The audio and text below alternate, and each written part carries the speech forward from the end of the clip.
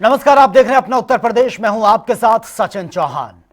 जनपद बलरामपुर में ब्रह्मलीन महंत श्री महेंद्र नाथ जी के महाराज की पुण्यतिथि के अवसर पर समारोह आयोजित किया गया, जहां पर मुख्यमंत्री योगी आदित्यनाथ ने शिरकत की है। सीएम योगी ने कार्यक्रम को संबोधित करते हुए कहा कि थारू जनजाति को स्वास्थ्य की सुविधाएं दिलाई गई हैं और थारू जनजाति के बच्चों को शिक्षा से जोड़ा है। क्या कुछ और उन्होंने कहा, एक बार सुन लेते हैं।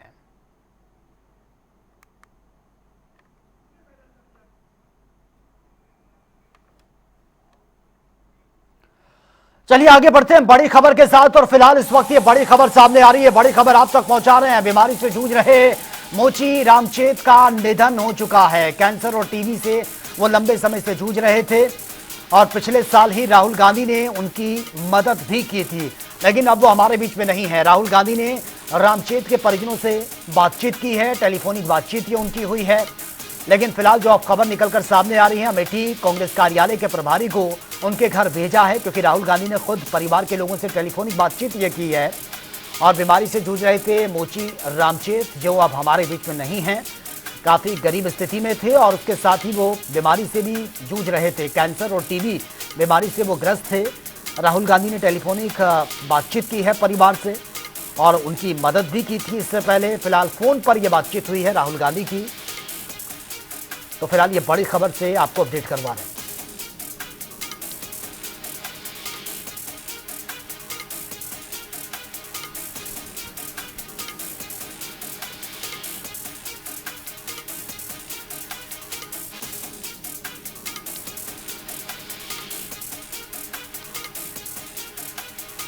तो फिलहाल ये बड़ी खबर से आपको अपडेट करा रहे हैं। फोन पर ही ये शोक प्रकट किया है राहुल गांधी ने। अमेठी कार्यालय कांग्रेस कार्यालय के प्रभारी को उनके घर भेजा है और जो परिवार के लोग हैं उनसे राहुल गांधी ने टेलीफोनिक ही बातचीत की है।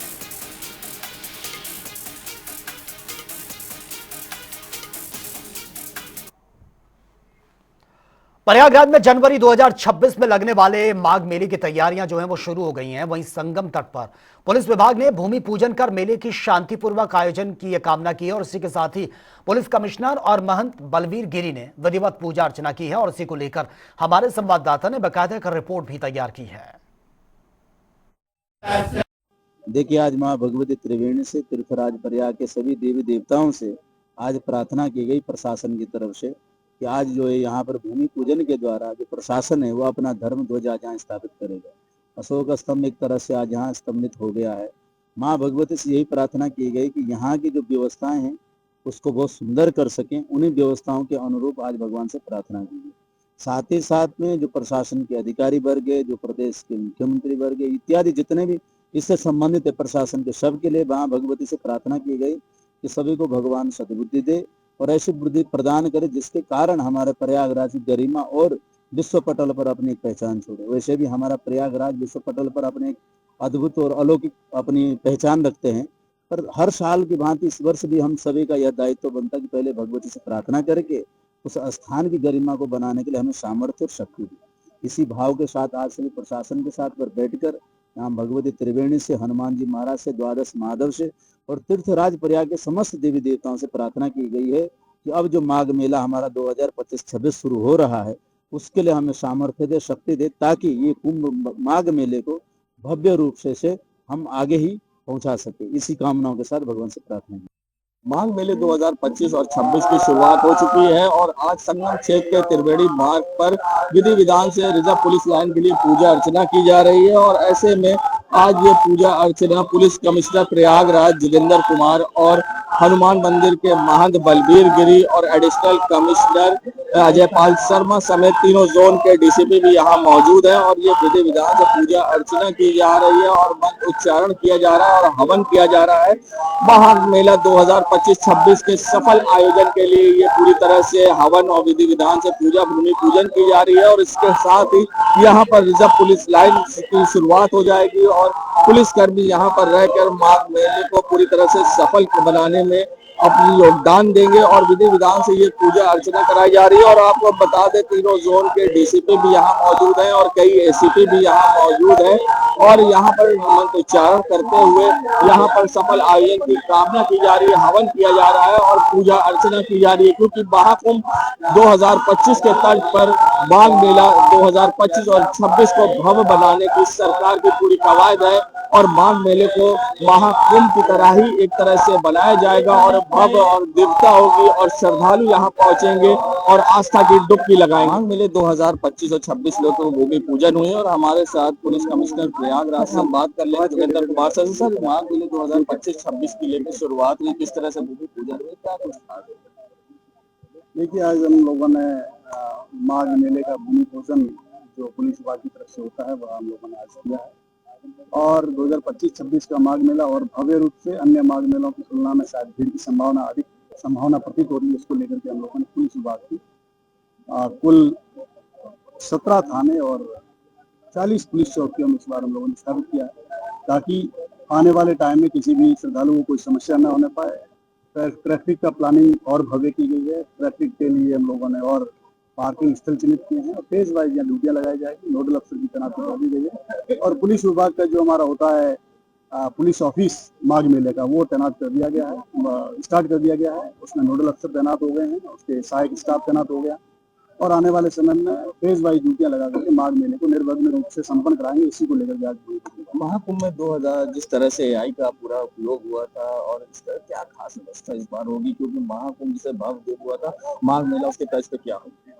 अत्याधुनिक जो हमारी जितनी भी मॉडर्न टेक्नोलॉजी है, AI हो या अन्य टेक्नोलॉजी हो, कि माघ मेले में भी जो कुंभ में की गई थी वो माघ मेले में भी की जाएगी, क्योंकि भीड़ इसमें भी बहुत काफी होती है और काफी संख्या में श्रद्धालु आते हैं। उनकी सुरक्षा व्यवस्था करना हमारी जिम्मेदारी है। इसको लेकर के हम प्रत्येक टेक्नोलॉजी का प्रयोग करेंगे जो हमारे पास है। एक आखिरी सवाल है, महाकुंभ में भी हमने देखा था ड्रोन बहुत सारे थे, सुरक्षा के दृष्टिगत इस बार ड्रोन पर किस तरह की रोक होगी, किस तरह से पूरे नियम लागू करेंगे? ड्रोन को लेकर के जो हमारी शासन की नीति है उसी का पालन करेंगे और साथ ही ड्रोन सिर्फ परमिशन के बिना नहीं उड़ाया जाएगा। इस संबंध में हम लोग पहले भी महाकुंभ में भी जैसे कि प्रतिबंध था उसी तरह से इस बार भी प्रतिबंध रहेगा और वही ड्रोन उड़ा सकेंगे जो पूरी तरह से चेक होंगे और सरकार से अनुमति के उपरांत। तो हमारे साथ पुलिस कमिश्नर प्रयागराज जोगेंद्र कुमार जी थे, जिन्होंने बताया किस तरह से व्यवस्थाएं होंगी, क्या कुछ खास होगा, इस पूरी तरह से जानकारी दी है। अब देखना होगा किस तरह से महाकुंभ की तरह माघ मेला भी भव्य और दिव्य होगा। वीडियो जर्नलिस्ट सामू कुशवाहा के संग सैयद मोहम्मद आमिर, प्रयागराज। चलिए आगे बढ़ते हैं बड़ी खबर के साथ। कौशाम्बी से बड़ी खबर है। RRC सेंटर का औचक निरीक्षण ये किया है जिलाधिकारी ने। मौके पर कोई भी कर्मचारी नहीं मिला। लंबे समय से शिकायतें भी मिल रही थी। पूरी तरह से ठप मिला है RRC centre. Doctor Ajay Pal Sharma ने इस पर नाराजगी जताई है और लापरवाही बरतने पर बड़ा एक्शन लेने की बात ये जिलाधिकारी की तरफ से की गई है। ग्राम पंचायत सचिव से बाकायदा क्लैरिफिकेशन मांगा गया है। सहायक विकास अधिकारी से भी क्लैरिफिकेशन मांगा गया है। DM के निरीक्षण के बाद से पंचायत विभाग में हड़कंप मच गया है। और आगे बढ़ते हैं एक और बड़ी खबर के साथ। कुशीनगर से बड़ी खबर है। विभागीय कार्यों में लापरवाही पर बड़ा एक्शन देखने को मिला है। दर्जनों आंगनबाड़ी कार्यकर्ताओं को नोटिस दे दिया गया। केंद्र संचालन नहीं करने पर यह नोटिस थमाया गया। जांच में खुलासे के बाद विभाग की सख्ती देखने को मिल रही है। 1 सप्ताह में यह नोटिस का जवाब देना होगा। CDPO ने बाकायदा कारण बताओ नोटिस ये जारी किया है।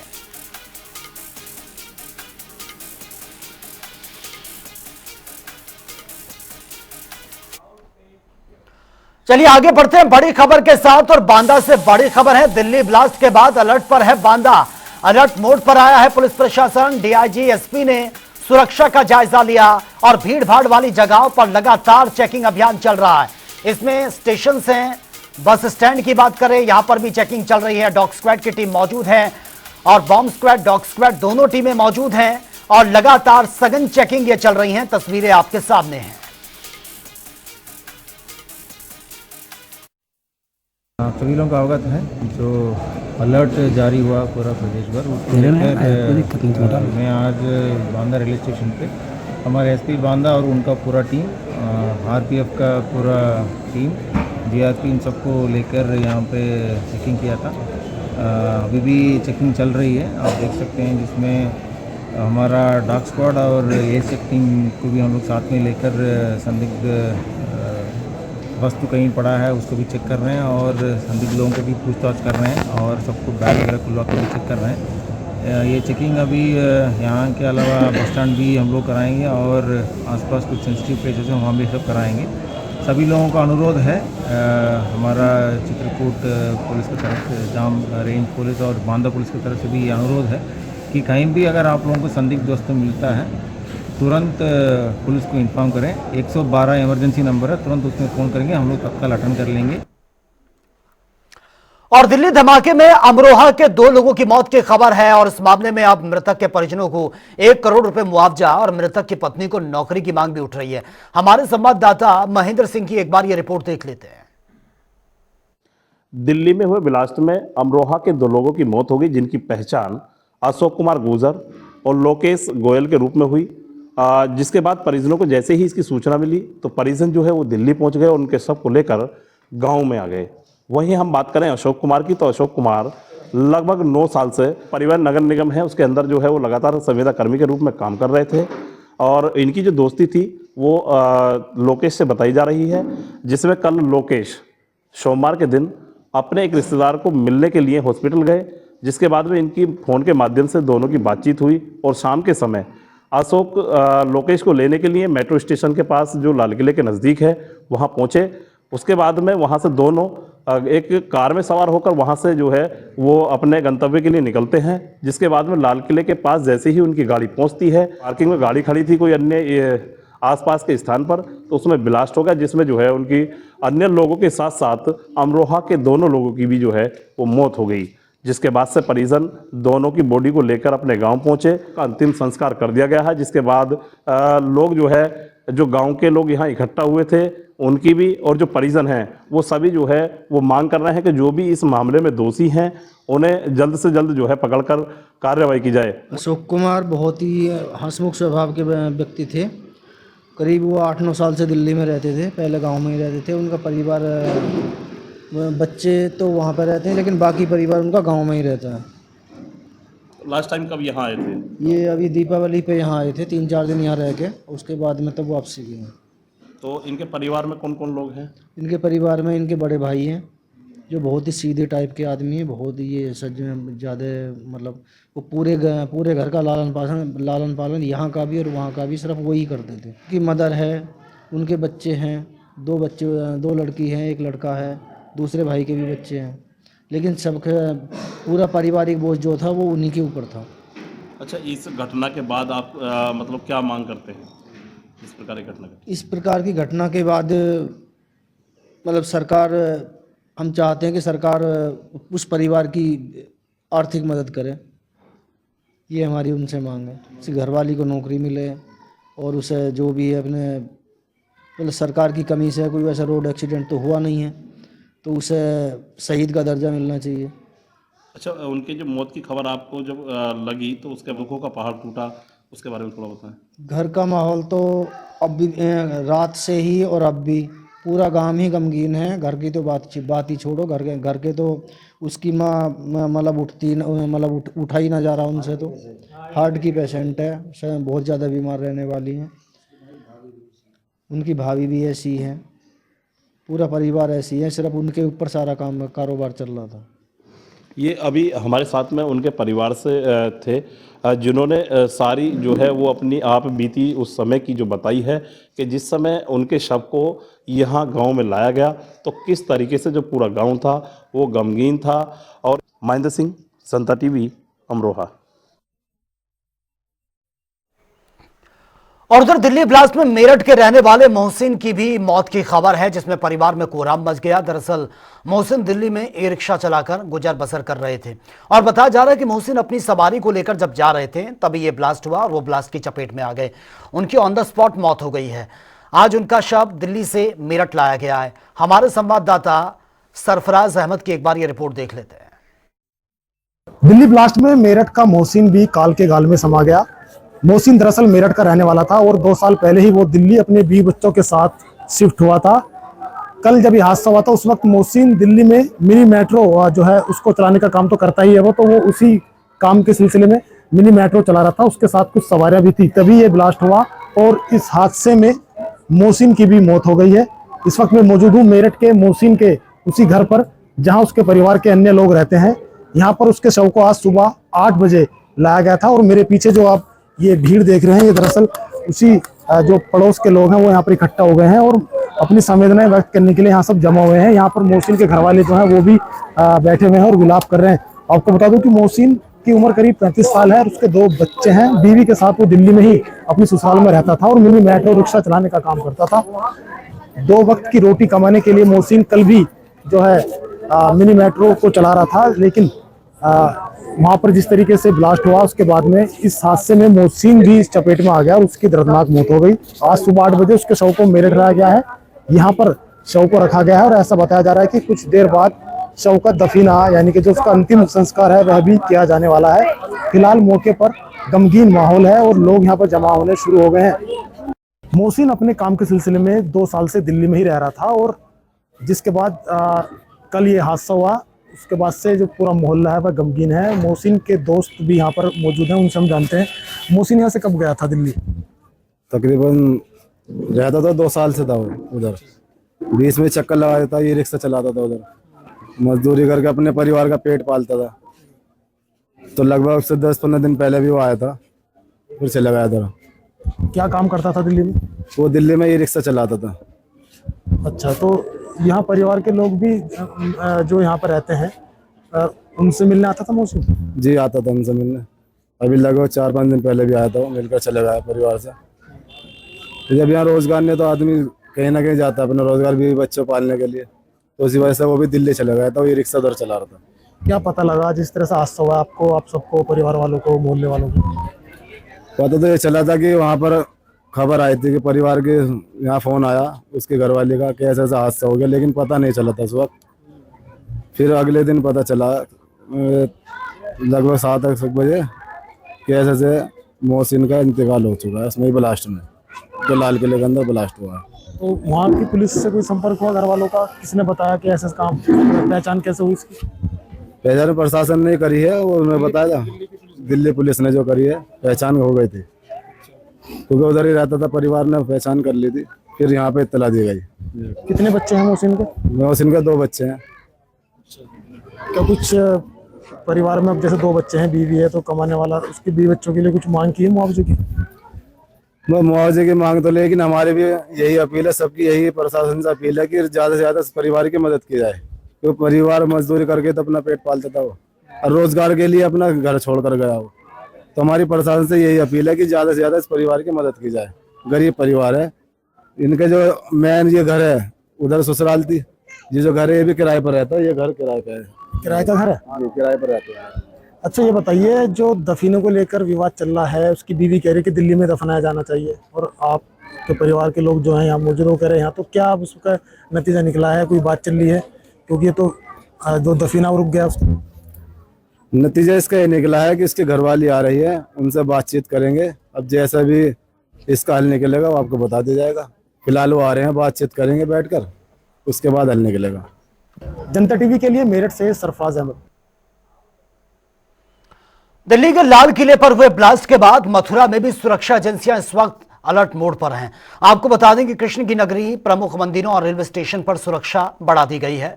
जीआरपी, आरपीएफ के जवान लगातार सघन चेकिंग अभियान कर रहे हैं।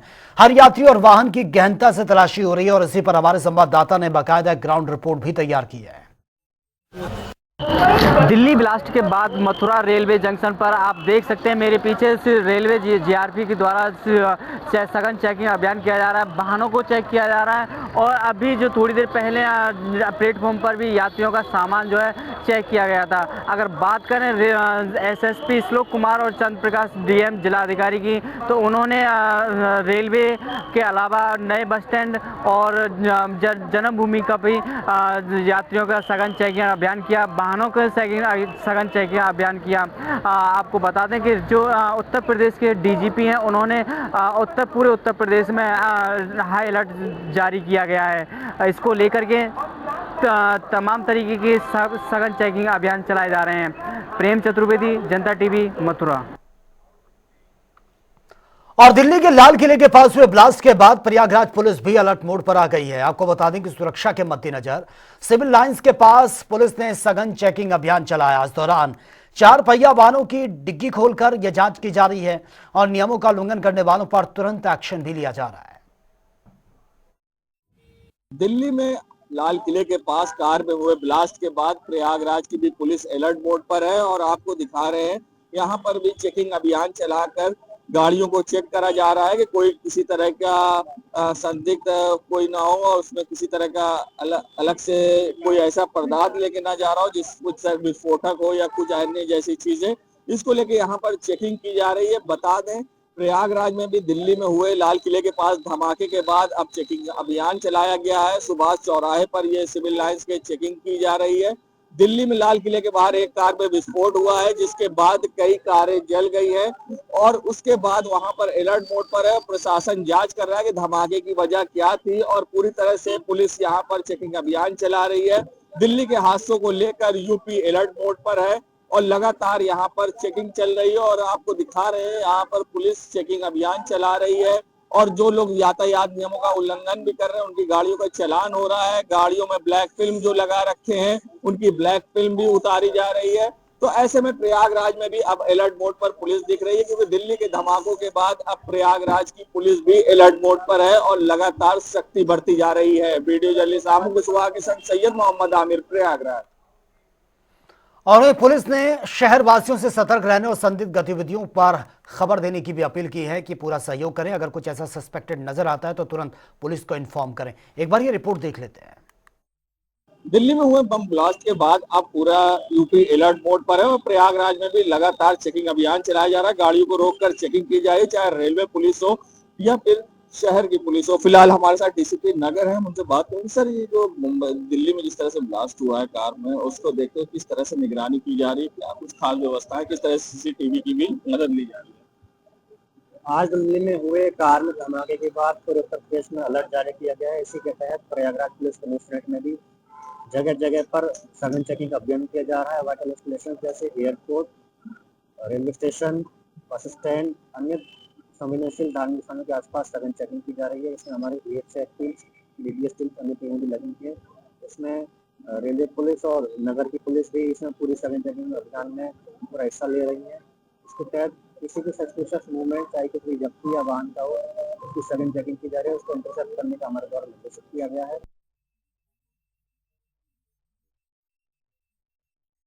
यह बात होगी तमाम खबरों की ताबड़तोड़ अंदाज में। चंदौली में चकिया पुलिस की बड़ी सफलता देखने को मिली है। छिनैती गैंग का सफाया, सरगना समेत 6 आरोपी गिरफ्तार। कब्जे से अवैध तमंचा, कारतूस, बाइक और नकदी भी बरामद की गई है।